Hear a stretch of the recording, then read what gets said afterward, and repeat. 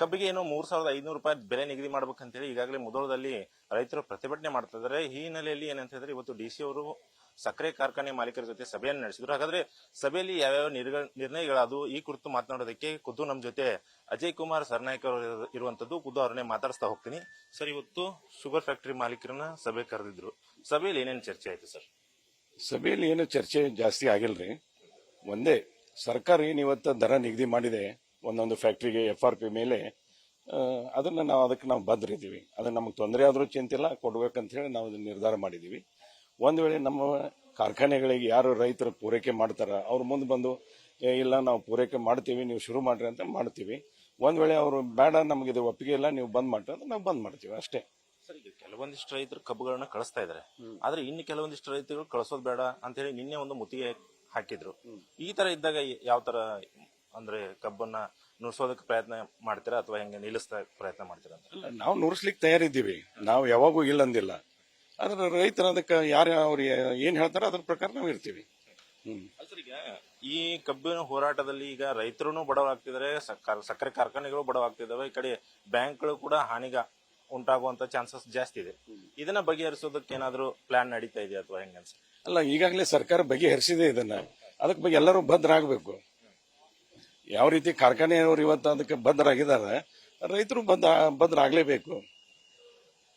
ಅದು ನಮ್ಮ ಎಸ್ಪೆಷಲಿ ಮುಧೋಳ ರೈತರು ಏನ್ ಹೇಳ್ತಿದಾರೆ ಸರ್, ನಮ್ಮ ಹತ್ರ ಪ್ರತಿ ವರ್ಷನೂ ನಮ್ಮ ಕಾರ್ಖಾನೆ ಮಾಲೀಕರು ಬಂದು ಅವರಾಗೆ ಖುದ್ದು ಮಾತಾಡಿ ಒಡಂಬಡಿಕೆಯನ್ನು ಮಾಡ್ಕೊಂಡು ಹೋಗ್ತಾ ಇದ್ರು.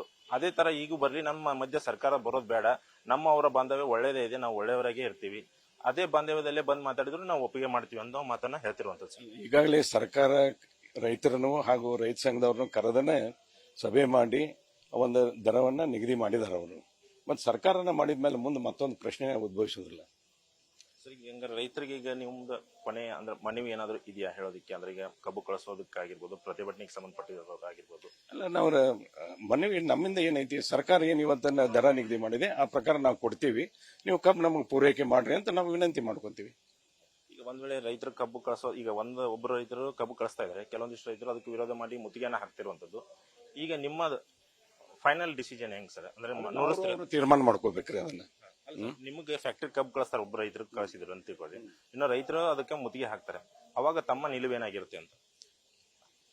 ಅಲ್ಲ, ಒಬ್ರು ರೈತರು ಕಳಿಸ್ತಾರ, ಇನ್ನೊಬ್ರು ಮುತ್ತಿಗೆ ಹಾಕ್ತಾರ ಅನ್ನೋ ಸಂದರ್ಭದೊಳಗ ನಾವು ಶುಗರ್ ಕೇನ್ ಕ್ರಶ್ ಮಾಡ್ಲಿಕ್ಕೆ, ನಾವು ಕಬ್ಬು ನುರಿಸ್ಲಿಕ್ಕೆ ನಾವು ಫ್ಯಾಕ್ಟರಿಯವರು ಎಲ್ಲರೂ ತಯಾರದಾರ.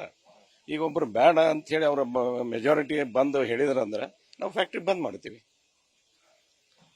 ಇದಿಷ್ಟು ಏನಂತ ಹೇಳಿದ್ರೆ ಸಕ್ಕರೆ ಕಾರ್ಖಾನೆ ಮಾಲೀಕರಾದಂತ ಅಜಯ್ ಕುಮಾರ್ ಸರ್ನಾಯ್ಕ ಅವರ ಮಾತಾಗಿರುವಂತದ್ದು. ಅಂದ್ರೆ ರೈತರು ಬಹುಮತದಿಂದ ಯಾವ ರೀತಿಯಾಗಿ ತಮ್ಮ ಕಬ್ಬುಗಳನ್ನ ಕಳಿಸ್ತೀವಿ ಅಥವಾ ಕಳಿಸೋದಿಲ್ಲ, ರೈತರು ಏನು ತೀರ್ಮಾನ ಮಾಡ್ತಾರೆ, ಅಂದ್ರೆ ಬಹುಮತವಾಗಿ ರೈತರು ಏನು ತೀರ್ಮಾನ ಮಾಡ್ತಾರೆ ಅದಕ್ಕೆ ನಾವು ಬದ್ಧರಾಗಿರ್ತೀವಿ ಎಂಬ ಮಾತನ್ನ ಅಜಯ್ ಕುಮಾರ್ ಸರ್ನಾಯ್ಕ ಅವರು ಹೇಳ್ತಾ ಇರುವಂತದ್ದು. ಕ್ಯಾಮರಾ ಪರ್ಸನ್ ರೋಹಿತ್ ಜೊತೆ ಕೃಷ್ಣ ಆದಿಮನಿ, ನ್ಯೂಸ್ ಫಸ್ಟ್, ಬಾಗಲಕೋಟೆ.